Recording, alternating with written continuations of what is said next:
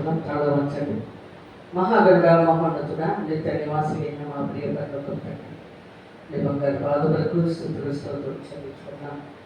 ఇంతవరకు మీ దయారేఖల కింద మమ్మల్ని కాచి కాపాడి భద్రపరిచి ఈ దినము ఆయన ప్రభరాత్రి భోజనానికి మమ్మల్ని సిద్ధపరచుకుంటున్నాం.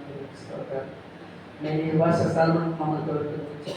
మేము పరిశుద్ధమైన ఆభరణాలన్నీ కూడా మేము ధరించుకొని ప్రతిష్టతములకు ఆభరణాలను ధరించుకొని మీ ఎదుట సాగిపోవటకు అటువంటి దేవ మీరు మాకిచ్చిన ఆభరణములన్నింటిని బట్టి మీ నామ స్తోత్రం చెల్లించుకుంటాం. నాయన ప్రతి ఒక్కరు ఈ ఆభరణములు ధరించుకొని నా తండ్రి నాయన మరి నీ కుమారుని పంపించినప్పుడు నీ కుమారుని ఎదుర్కొని మీ ఎదుట సాగిపడటానికి సహాయం చేయండి. ఇప్పుడు జరుగుతున్న సన్నిధికి మీరే తోడుగా ఉండి ఆది నుండి అంతం వరకు ఆదిత్యం వహించి నడిపించి నీ నామానికి మనం తెచ్చుకోమని యేసు పరిశుద్ధ నామములో వేడుకుంటున్నాం తండ్రి. ఆమేన్. ప్రేమ దేవుని పిల్లలారా, ప్రతిష్ఠితములకు ఆభరణములను ధరించుకొని ఆ ఎదుట మనము సాగిలపడాలి. ఈ ప్రతిష్ఠిత ఆభరణములు ఏ రూపంలో ఉన్నాయో మనం చక్కగా తెలుసుకుందాం. మన పూర్వీకులందరూ కూడా ప్రతిష్ఠితములకు ఆభరణములను ధరించుకొని దేవుని ఎదుట సాగిపడి ఉన్నారు. పరదేశాన్ని విశ్రాంతులకు చేరుకొని ఉన్నారు. కనుక మనం కూడా ప్రతిష్ఠితములకు ఆభరణములను మనం ధరించుకోవాలి. నిర్గమాకాండము 20వ అధ్యాయంలో మనం ఒక్కసారి లేఖన ధ్యానం చేసుకుందాం. నిర్గమాకాండము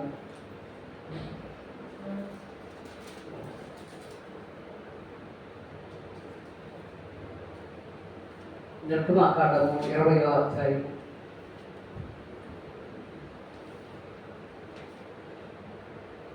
మనం చదువుకుందాం. దేవుడు ఈ ఆజ్ఞలన్నీ వివరించి చెప్పెను. నీ దేవుడనైన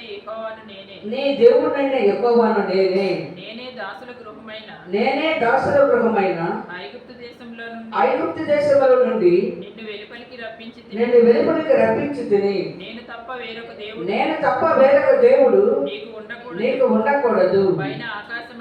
పైన ఆకాశమందే గాని క్రింది భూమి అందే గాని భూమి క్రింద నీళ్ళయందే గాని ఉండు దేని రూపమునైనను విగ్రహమునైనను నీవు చేసుకోకూడదు.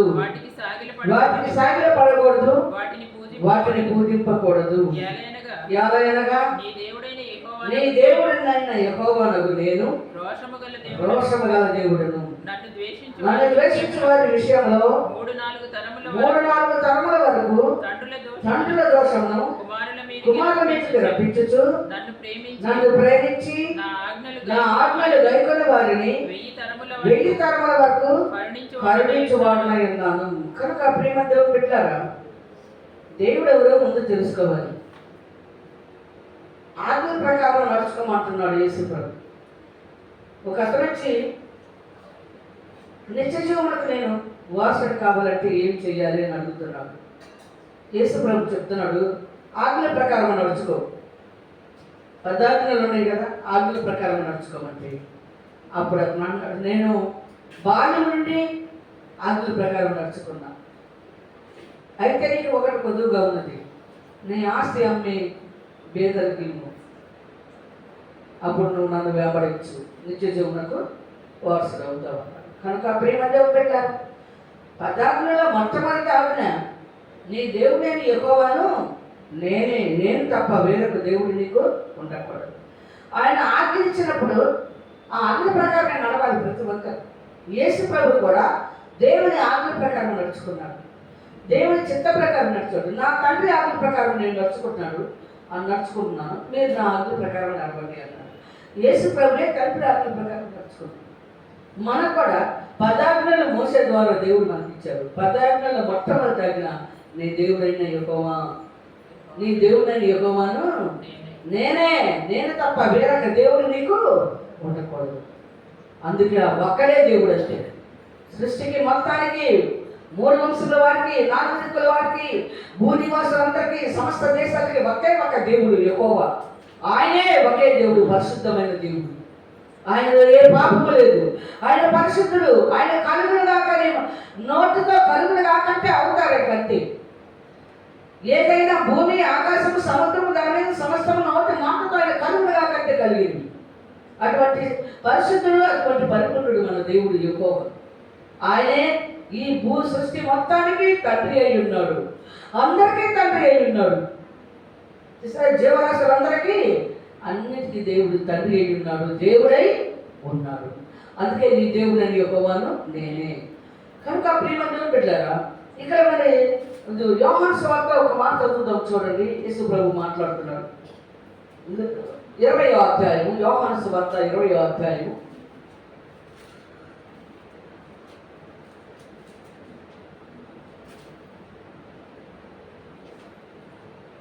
15వ వచనం మనం చదువుకుందాం. మగ్దలేనే మరియతో మాట్లాడుతున్నాడు ఇక్కడ. యేసు అమ్మా ఎందుకు ఏడ్చుచున్నావు, ఎవరిని వెతుకుచున్నావు అని ఆమెను అడగగా ఆయన తోటమాలి అనుకొని, అయ్యా నీవు ఆయనను మోసుకొని పోయిన ఎడలా ఆయనను ఎక్కడ ఉంచితివో నాతో చెప్పు, నేను ఆయనను ఎత్తుకొని పోవుదనని చెప్పాను. యేసు ఆమెను చూచి మరియా అని పిలిచెను. ఆమె ఆయన వైపు తిరిగి ఆయనను హెబ్రీ భాషతో రబ్బూని అని పిలిచెను. ఆ మాటకు బోధకుడని అర్థము. యేసు ఆమెతో నేను ఇంకను తండ్రి యొద్దకు ఎక్కిపోలేదు కనుక నన్ను ముట్టుకోవద్దు. అయితే నా తండ్రి నా సహోదరుల యొద్దకు వెళ్ళి నా తండ్రియు మీ తండ్రియు నా దేవుడును మీ దేవుడునైనా వారి యొద్దకు ఎక్కిపోతున్నానని వారితో చెప్పమనెను. కనుక ప్రియమైన బిడ్డలారా, నీ తండ్రి నా తండ్రి, నీ దేవుడు నా దేవుడు అని స్పష్టంగా యేసు ప్రభు చెప్తున్నాడు. నీ దేవుడిని యెహోవాను నేను తప్ప వేరొక దేవుడు నీకు ఉండకూడదు. యేసు ప్రభు దేవుడు చేశాను అనుకో, అక్రమం చేయవారు మీరెవరు నాకు తెలియదు, నా ఇద్దరు నుండి తెలియదు. ఒక ఆభరణం ఇది. యేసు ప్రభు దేవుణ్ణి ఎట్లా ధరించుకొని దేవుని చిత్తాన్ని ఎలా నెరవేర్చాడో, ఆయన ఏ ఆభరణాలు అయితే ధరించుకున్నాడో, మనం కూడా ఆత్మ సంబంధమైన ఆభరణంలో ప్రతిష్ఠితములకు ఆభరణాలను ధరించుకోవాలని లేఖనాల్లో వ్రాయబడి ఉన్నది. కనుక ప్రియమైన బిడ్డలారా, మనము లేఖనాలను మనం ధ్యానం చేసుకున్నాం. చూడండి, నడికట్టును కూడా మనం వేసుకోవాల్సింది. నడికట్టు. ఈ నడికట్టులో ప్రియమైన బిడ్డలారా, ప్రతి ఒక్కరి నడికట్టును వేసుకోవాలి. యేసు ప్రభు కూడా నడికట్టు వేసుకున్నాడు. నడుములకు దట్టి కట్టుకున్నాడు. నడుములకు దట్టి కట్టుకోవాలి ప్రతి ఒక్కరిని. ఈ నడికట్టు జ్ఞానము, తెలివి, వివేకము, కృప, సత్యము, నీతి, సమాధానములో రూపములో ఉంటాయి. ఇయే పరిశుద్ధమైన ఆభరణాలు. జ్ఞానం అంటే దేవుడై ఉన్నాడు. తెలివి దేవుని తెలివి, వివేకము దేవుని నుండి వచ్చిన వివేకము కలిగి మనం ఉండాలి.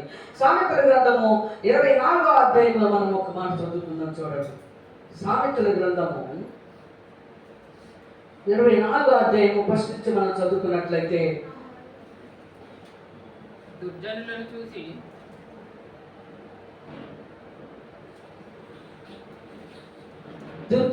చూసి మత్సరపడకము, వారి సహవాసము కోరకము, వారి హృదయము బలాత్కారము చేయ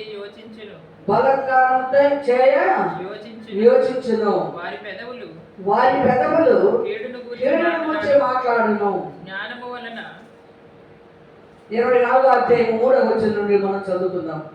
జ్ఞానము వలన ఇల్లు కట్టబడును, వివేచన వలన అది స్థిరపరచబడును. తెలివి చేత దాని గదులు విలువగల కన్యమైన సర్వ సంపదలతో నింపబడును. జ్ఞానము గలవాడు బలవంతుడుగా నుండును, తెలివి గలవాడు శక్తివంతుడిగా నుండును. వివేకము గల నాయకుడు వై యుద్ధము చేయము. ఆలోచన చెప్పువారు అనేకులుగా రక్షణకరము. కనుక ఈ నడికట్టుని మనం ధరించుకున్నట్లయితే, ఈ నడికట్టులో ఏమంటుంది? జ్ఞానము, తెలివి, వివేకము, కృప, సత్యము, నీతి, సమాధానం. ఇవన్నీ యేసు ప్రభు ధరించుకున్నాడు. 7 ధరించుకున్నాడు నడికట్టుగా. కనుక మనము కూడా ఈ 7 మనం ధరించుకోవాలి. జ్ఞానం అంటే దేవుడై ఉన్నాడు. నేను దేవుడైన యెహోవాను నేనే. ఇల్లు కట్టుకోవాలి జ్ఞానంతో. ఈ దేవునితో మనం ఇల్లు కట్టాలి. దేవుని నివాస స్థలమైంది మనము. మనం దేవుని ఆలయమై ఉన్నాము. మనం దేవుని ఆలయమై ఉన్నాము. కొరింథీయులకు రాసిన పత్రికలో ఒక మాట మనం చదువుకుందాం, చూడండి ప్రియమైన పిల్లలు. కొరింథీయులకు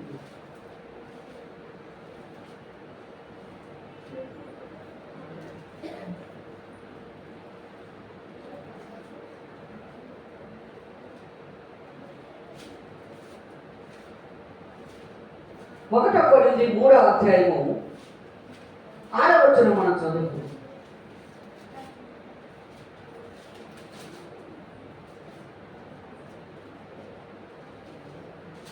1 కొరింథీ 3వ అధ్యాయము 6వ వచనం. నేను నాటి తిని 1 కొరింథీ 3వ అధ్యాయము 16వ వచనం. మీరు దేవుని ఆలయమై ఉన్నారని, దేవుని ఆత్మ మీలో నివసించుచున్నాడని మీరెరుగరా? ఎవడైనను దేవుని ఆలయమును పాడు చేసిన యెడల దేవుడు వానిని పాడు చేయును. దేవుని ఆలయము పరిశుద్ధమైనది, మీరు ఆ ఆలయమై ఉన్నారు. చూసారు, మనం ఏమై ఉన్నాము? దేవుని ఆలయమై ఉన్నాము. అందుకే ప్రతిష్ఠితములకు ఆభరణాలు మనం ధరించుకోవాలి. ఈ లోకంలో దేవుని ఆలయంగా నీవు ఉండాలంటే, దేవునితో సహవాసం చేయాలంటే పరిశుద్ధమైన ఆభరణాలను, ప్రతిష్ఠితములకు ఆభరణాలను ధరించుకోవాలి కదా. మనం దేవుని ఆలయమై ఉన్నాము. మీరే దేవుని ఆలయమై ఉన్నారు. ఇక్కడ మనం చూద్దాం, జ్ఞానము, తెలివి, వివేకము.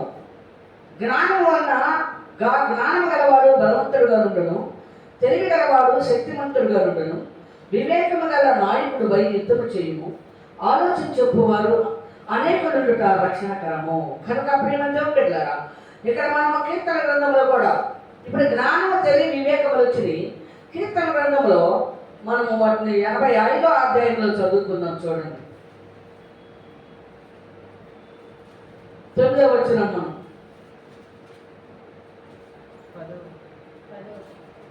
కృపా సత్యములు కలుసుకొనినవి నీతి సమాధానములు ఒకదానినొకటి ముద్దు పెట్టుకొనినవి.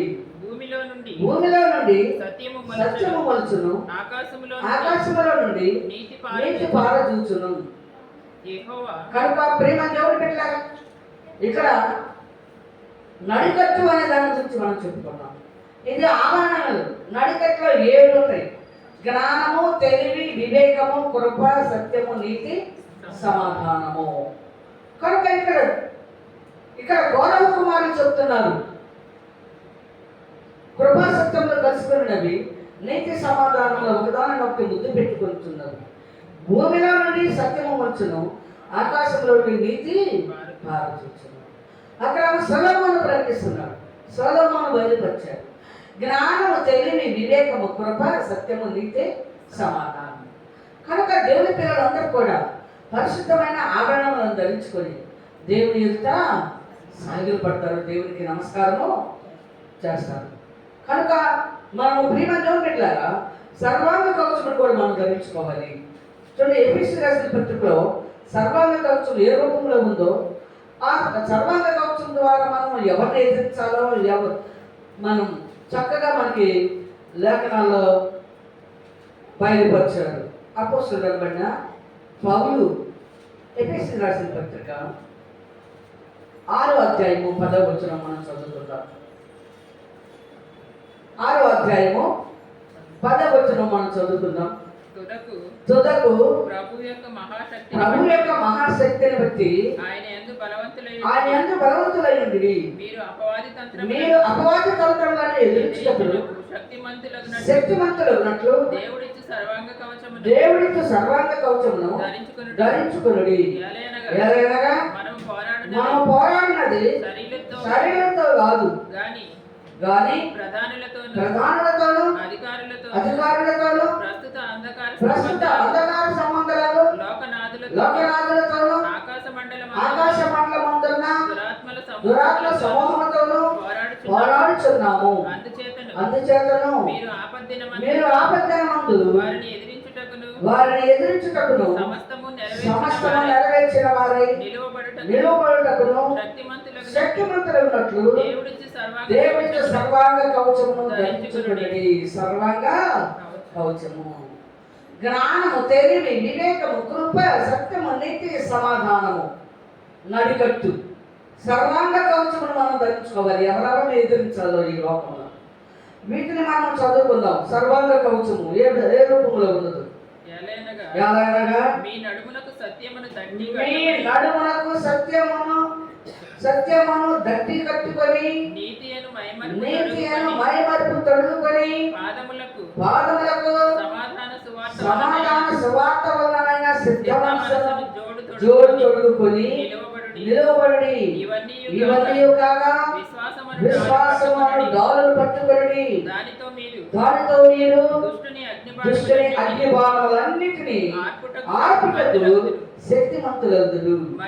మరియు రక్షణను శిరస్త్రాణమును దేవుని వాక్యమును ఆత్మఖడ్గమును ధరించుకొనండి. ఆత్మ వలన ప్రతి సమయమునందున ప్రతి విధమైన ప్రార్థనను విజ్ఞాపనను చేయుచు ఆ విషయమై సమస్త పరిశుద్ధుల నిమిత్తమును పూర్ణమైన పట్టుదలతో విజ్ఞాపన చేయుచు మెలకువగా ఉండుడి. విజ్ఞాపన కూడా ఆభరణమే. చూసారా? దేవుడిచ్చిన ఆభరణము విజ్ఞాపన చేశాడు యేసు ప్రభు. విజ్ఞాపన ఎక్కడ వచ్చేసాడు? వరివరి పండగ పోయాడు, గెచ్చమని తోటకెళ్ళాడు, విజ్ఞాపన చేసుకున్నాడు. దేవుడికి విజ్ఞాపన చేశాడు యేసు ప్రభు. మనము కూడా విజ్ఞాపన అనే ఆభరణాన్ని ధరించుకోవాలి. ప్రార్థన అనే ఆభరణాన్ని మనం ధరించుకోవాలి. సిద్ధ మనసు అనే జోడును మనం దొరుకుకోవాలి. ఆత్మ ఖడ్గమును ధరించుకోవాలి. రక్షణ అనే శిరస్త్రాణమును ధరించుకోవాలి. ఇవన్నీ కూడా సర్వాంగ కవచము. ఈ సర్వాంగ కవచమును మనం ధరించుకున్నప్పుడు మనము ప్రేమ దేవుడు పెట్టారా, మన తండ్రి అయిన దేవుడు మనకి తోడుగా ఉంటాడు. ఇవి ధరించుకున్నప్పుడే ఆయనతో మనకి సహవాసం. ఇవి లేకుండా దేవుడితో మనం సహవాసం చేయలేము. యేసు ప్రభు కూడా వీటన్నిటిని ధరించుకొని సహవాసం చేశాడు. చూడండి, బాప్తిస్మం కూడా ఆభరణమే. ఒక మానవుడు భూమి మీద పుట్టిన తర్వాత మారు మనసు పొంది బాప్తిస్మం తీసుకోవాలి. యేసు ప్రభు ఏ విధంగా బాప్తిస్మం తీసుకున్నాడో చూడండి.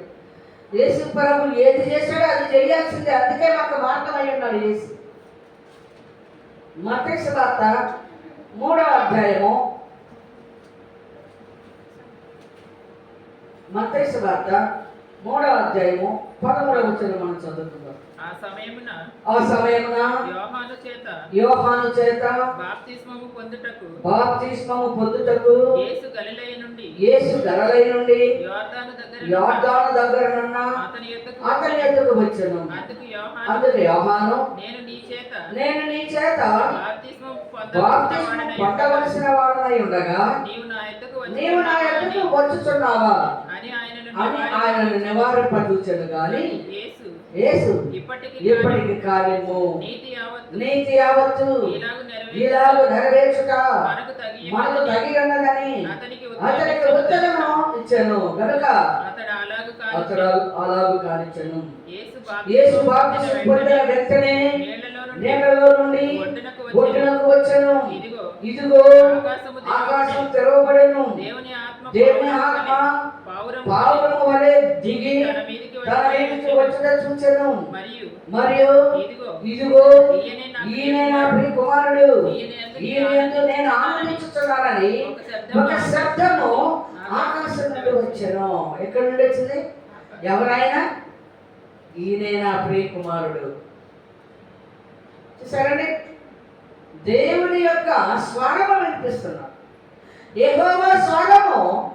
దేవుని కుమారుడు బాప్తిస్మం తీసుకొని ఒడ్డునకు రాగానే ఈయనే నా ప్రియ కుమారుడు, ఇతని యందు నేను ఆనందించుచున్నాను. ఈ బాప్తిస్మము మన పితరుల దగ్గర నుండి వచ్చింది. కొరింథీయులకు రాసిన పత్రికలో ఒక మాట 10వ అధ్యాయం 1వ కొరింథీ 10వ అధ్యాయంలో మనం ఆభరణాలు ధరించుకోవాలి, ప్రతిష్ఠితములుగా ఆభరణములు. బైబిల్లో ఉన్న లెక్క ప్రకారమే నడవాలి. నీ ఇష్టమైన బాప్తిసాలు తీసుకోకూడదు, నీ ఇష్టమైన క్రమంలో సన్నిధి నడిపించకూడదు, నీ మనసుకు నచ్చినట్టు చేయకూడదు. ఇక్కడ దేవుడు ఉన్నాడు, ప్రవక్తలు ఉన్నాడు, దేవుడి కుమారుడు ఉన్నాడు. వీరు ఎలా నడుచుకున్నారో అలాగే మనం కూడా నడుచుకోవాలి. అందుకు బైబిల్ ఇచ్చింది. అంతేగాని దీన్ని బైబిల్లో ఒక ప్రక్కన పెట్టి నువ్వు మానవులు కల్పించిన పద్ధతులు దేవోపదేశంలో బోధించుకున్నావు అనుకో, అక్రమం చేయవాలన్నారా మీరెవరో నాకు తెలియదు. చూడండి, భక్త గురించి 10వ అధ్యాయం చదువుకుందాం. సహోదరులారా, ఈ సంగతి మీకు తెలియకుండుట నాకు ఇష్టము లేదు. అదేదనగా మన పితరులందరూ మేఘము క్రింద నుండి వారందరూ సముద్రములో నడిచిపోయేది. అందరూ మోషేను బట్టి మేఘములోను సముద్రములోను బాప్తిసం పొందిరి. అందరూ ఆత్మ సంబంధమైన ఒకే ఆహారం భుజించిరి. అందరూ ఆత్మ సంబంధమైన ఒకే పానీయమును పానము చేసిరి. ఏలయనగా తమను వెంబడించిన ఆత్మ సంబంధమైన బండలోనిది త్రాగిరి. ఆ బండ క్రీస్తే.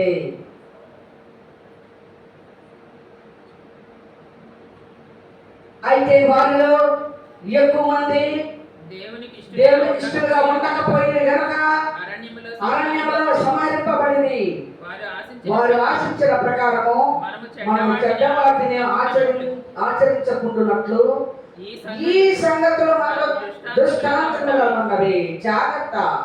గ్రంథంలో ఏమి రాయబడిందో అది చెప్పాలి, దాని ప్రకారమే నడుచుకోవాలి. యేసు ప్రభు కూడా మారటానికి లేదు, యేసు ప్రభు సొంత బాధ చేయటం లేదు. తను ఏదో ఒకటి కల్పించడానికి లేదు. ఇప్పుడు మానవులు అన్ని కల్పించడం, మానవులు కల్పించింది కనుక యేసు ప్రభు దేవుని కుమారుడైంది, బాప్తిసం తీసుకున్నాడు. దేవుని కుమారుడైంది, ప్రేమతో నడిగత్తు వేసుకున్నాడు, సర్వాంగ కవచం ధరించుకున్నాడు. దేవుని కుమారుడైంది, పండగలు ఆచరించాడు. దేవుని కుమారుడైంది, విశ్రాంతి దినము అమావాస్యలు కూడా చక్కగా నెరవేర్చాడు.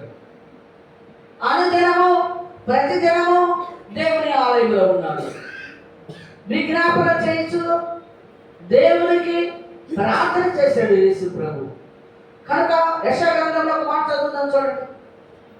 యెషయా గ్రంథము ప్రవక్తలు ఏ విధంగా ప్రవచించారో మనము ప్రవక్తల దగ్గరికి వెళ్ళిపోతాం.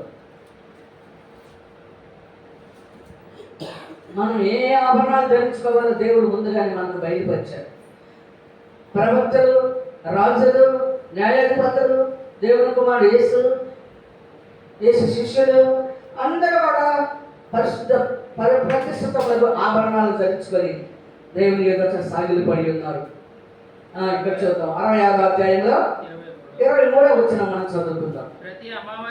ప్రతి అమావాస్య దినములను ప్రతి విశ్రాంతి దినములను నా సన్నిధిని మృక్కుటకై సమస్త శరీరంలో వచ్చెదరు అని యెహోవా సెలవిచ్చుచున్నాడు. వారు పోయి నా మీద తిరుగుబాటు చేసిన వారి కళేబరములను తేరి చూచెదరు. వాటి పురుగు చావదు, వాటి అగ్ని ఆరిపోదు. అవి సమస్త శరీరాలకు హేయముగా ఉండును. అమావాస్య విశ్రాంతి దినం. అమావాస్య కూడా ఒక ఆభరణమే మనకి. ఈ అమావాస్య దినములు, విశ్రాంతి దినములను సర్వ శరీరం కూడా దేవుని సన్నిధికి వచ్చి ఆచరించాలి. ఆచరించిన వాటి కళాబరాలంట సత్యం వాటితో సమానం అంట. వాటి పురుగు చావదు, అగ్ని ఆరదు. కనుక దేవుడని యెహోవా ప్రవక్తను ముందుగా ఎందుకు ఇచ్చాడు? బైబిల్ ఎందుకు ఇచ్చాడు? ప్రవక్తలను ఎందుకు ఇచ్చాడు? మనల్ని సిద్ధపరచమని. ప్రవక్తలు ఎలాగ సిద్ధపడ్డారో మనము కూడా సిద్ధపడాలని. మనము కూడా ఈ భూమి శాశ్వతం కాదు. మనకి ఎంతకాలం ఉంటాం మనకు తెలియదు. దేవుడు పిలిచినప్పుడు మనం వెళ్ళాలి. నరులారా తిరిగి రండి అని చెప్పాడు లేఖనాల్లో. కీర్తన 90వ అధ్యాయంలో మోషే ద్వారా మనకు బయలుపరుస్తున్నాడు. నరులారా తిరిగి రండి. చూసారా, 70 సంవత్సరాలు ఎదుగుబడి ఉంటే 80 సంవత్సరాలు చెప్పారు. ఇది ఆయాసం దుఃఖమే. ఎప్పుడైనా మనం వెళ్ళిపోవాల్సిన వారమే. అందుకనే ప్రతిష్ఠితములకు ఆభరణములను ధరించుకోవాలి. మన పితరులు ఎలాగా ఏ విధంగా సిద్ధపడ్డారో మనం కూడా ఆ విధంగా సిద్ధపడాలి. ఇక్కడ లేఖనాలను మనం ధ్యానం చేసుకుందాం. చూడండి ప్రియమైన దేవుని పిల్లలారా, 1 పేతురు పత్రిక 3వ అధ్యాయం 19వ వచనం మనం చదువుకుందాం. దేవుని దీర్ఘశాంతము దేవుని దీర్ఘశాంతము ఇంకా కనిపెట్టుచుండినప్పుడు పూర్వము నోవహు దినములలో వాడ సిద్ధపరచబడుచుండగా అవిధేయులైన వారి యొద్దకు అనగా చెరలో ఉన్న ఆత్మల యొద్దకు ఆయన ఆత్మరూపిగానే వెళ్ళి వారికి ప్రకటించెను. ఆ ఓడలో కొందరు అనగా 8 మంది నీటి ద్వారా రక్షణ పొందిరి. దానికి సాదృశ్యమైన బాప్తిస్మము ఇప్పుడు మిమ్మల్ని రక్షించుచున్నది. అదేదనగా శరీర మాలిన్యము తీసివేయుట కాదు గాని యేసుక్రీస్తు పునరుత్థాన మూలముగా దేవుని విషయము నిర్మలమైన మనస్సాక్షినిచ్చు ప్రత్యుత్తరమే. కనుక ప్రియమైన దేవుని బిడ్డలారా, ఇక్కడ వాడలో 8 మంది రక్షించబడ్డారు. చూసారా? అవ్వాదముల దగ్గర నుండి జనరేషన్ వస్తూ ఉన్నది. షేతు సంతానము అవ్వాదములకి ముందు కయ్యూను హేబేలు పుట్టారు.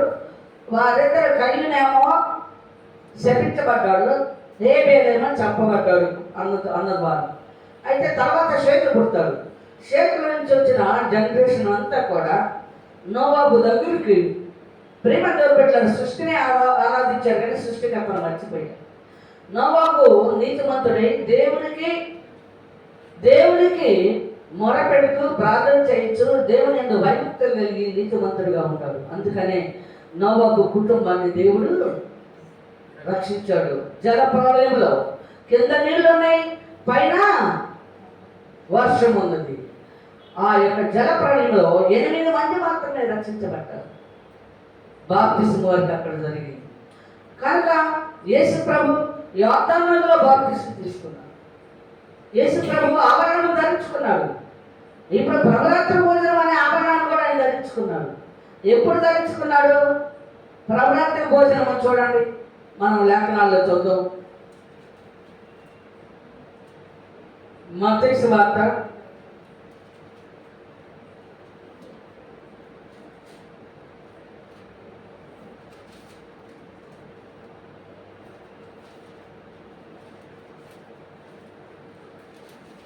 26వ అధ్యాయము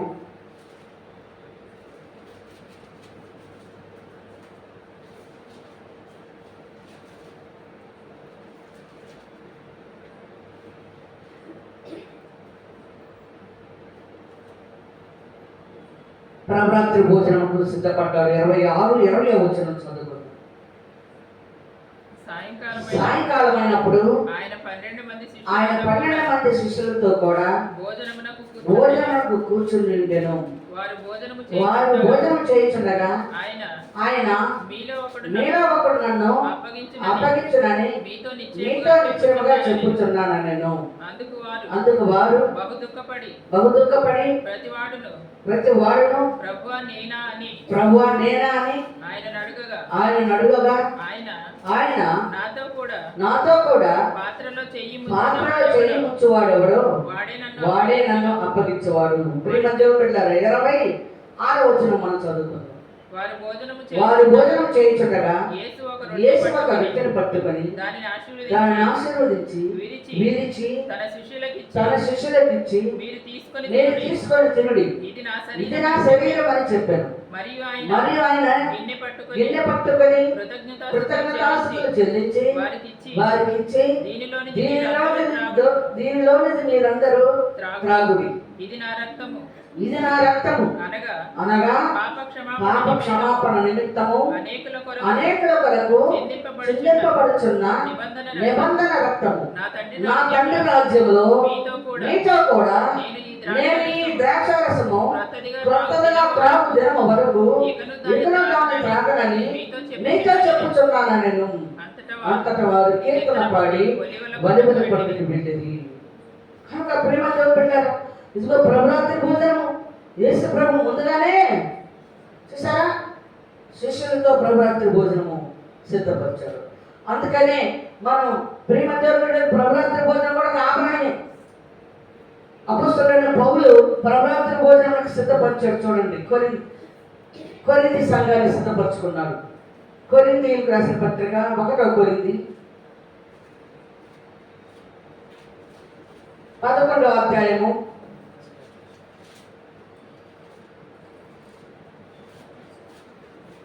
20వ వచనం మనం చదువుకున్నట్లయితే, కొరింథీ సంఘమునకు ప్రభురాత్రి భోజనం ఇస్తున్నాడు. ప్రతి ఒక్కరూ ఈ ఆభరణాలే ధరించుకోవాలి. ప్రతి ఒక్కరు ప్రభురాత్రి భోజనమే తీసుకోవాలి. మన సొంత నాలెడ్జ్ ఉపయోగించకూడదు. మీ ఇష్టం వచ్చిన టైంలో ఇవ్వకూడదు. అప్పుడు ఆయన సాయంకాలన భోజనం కూర్చొని రాత్రి కాలన రొట్టెలు ద్రాక్షారసంలో శిష్యులకు ఇచ్చారు. ఇక్కడ అపొస్తలుడైన పౌలు ఏం చెప్తున్నాడు ఒకసారి జ్ఞాపకం చేసుకోండి. బైబిల్ని నెరవేర్చాలి, బైబిల్లో ఉన్నది నెరవేర్చాలి. బైబిల్లో ఉన్నది మనము ప్రేమ దేవుని బిడ్డలారా బైబిల్లో ఉన్నట్టుగా మనం నెరవేర్చినప్పుడే మనం పరిశుద్ధమైన ఆభరణములను ధరించుకున్న వారు అవుతాము. మీరందరూ కూడి వచ్చుచుండగా మీరు ప్రభు రాత్రి భోజనం చేయట సాధ్యం కాదు. ఎలాగనగా మీరు ఆ భోజనం చేయనప్పుడు ఒకరికంటే ఒకరు ముందుగా తన మట్టుకు తాను భోజనం చేయించున్నాడు. ఇందువలన ఒకడు ఆకలి గురును మరి ఒకడు మంతుడు. ఇదేమి అన్నపానములు పుచ్చుకొనుటకు మీకు ఇండ్లు లేవా? దేవుని సంఘమును తిరస్కరించి పేదలను సిగ్గుపరచుదురా? మీతో ఏమి చెప్పుదును? దీనిని గూర్చి మిమ్మల్ని మెచ్చుదనా? మెచ్చను. నేను మీకు అప్పగించిన దానిని ప్రభు వలన పొందితిని. ప్రభు అయిన యేసు తాను అప్పగింపబడిన రాత్రి ఒక రొట్టెని ఎత్తుకొని కృతజ్ఞతాస్తుతులు చెల్లించి దానిని విరిచి, ఇది మీ కొరకమైన నా శరీరము, నన్ను జ్ఞాపకం చేసుకొనుటకై దీనిని చేయుడని చెప్పెను.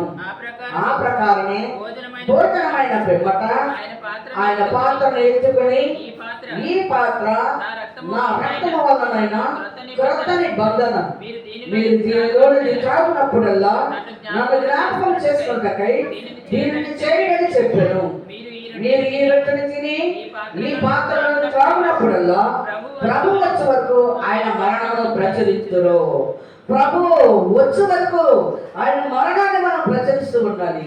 ప్రతి నెల జీవవృక్ష ఫలమును మనం భుజించినట్లుగా ప్రతి నెల దేవుని ఆత్మ చేత మరి ఈ యొక్క ప్రభురాత్రి భోజనమును మనకు సిద్ధపరిచారు. కనుక ఇది కూడా ఒక ఆభరణమే. నా శరీరము నా రక్తము తిని త్రాగువాడే నిత్య జీవనకు వారసుడు అని యేసు ప్రభు ఏ విధంగా చెప్పాడు, యేసు ప్రభు ఏ విధంగా ఆభరణాన్ని ధరించుకున్నాడు. ముందు ఆయన ధరించుకున్నాడు ప్రభురాత్రి. ఆయన శరీరము శిష్యులకి ఇచ్చి ఆయన కూడా చక్కగా భుజించాడు.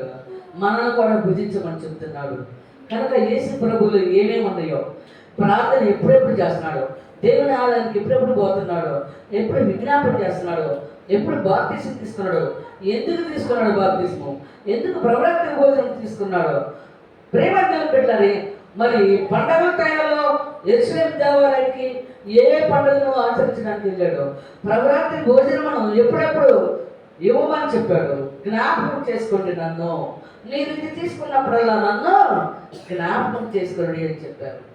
కనుక ప్రియమైన దేవుని బిడ్డలారా, ఆలయ ప్రతిష్ఠిత పండుగను ఆచరించటకు యేసు యెరూషలేముకి వెళ్ళాను.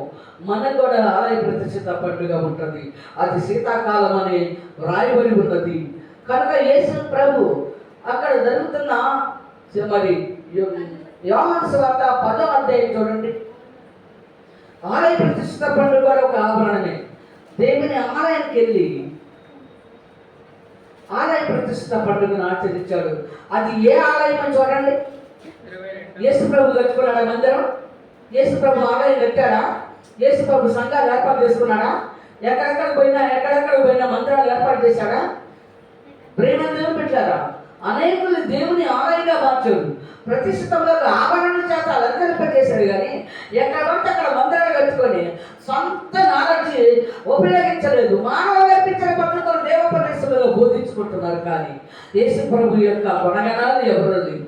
యేసు ప్రభు యొక్క మార్గం ఎవరో లేవు. ఇప్పుడు ఆలయ ప్రతిష్ఠిత పండుగ వస్తున్నాడు చూడండి. ఇక్కడ 22వ వచనం చదువుకుందాం. 10వ అధ్యాయం. ఆలయ ప్రతిష్ఠిత పండుగ ఆలయ ప్రతిష్ఠిత పండుగ యెరూషలేములో యెరూషలేములో జరుగుచుండెను. అది శీతాకాలము.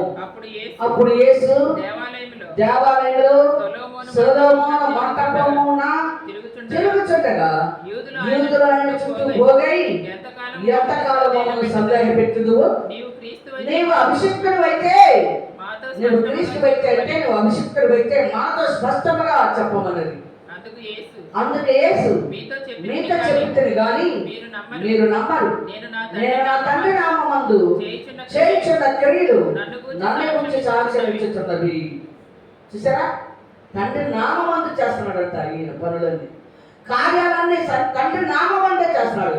ఈ ఆలయ ప్రతిష్ఠిత పండుగ 1వ నెల 1వ దినమున మరి కాండాల్లో ఆలయ ప్రతిష్ఠిత పండుగ ఉన్నది.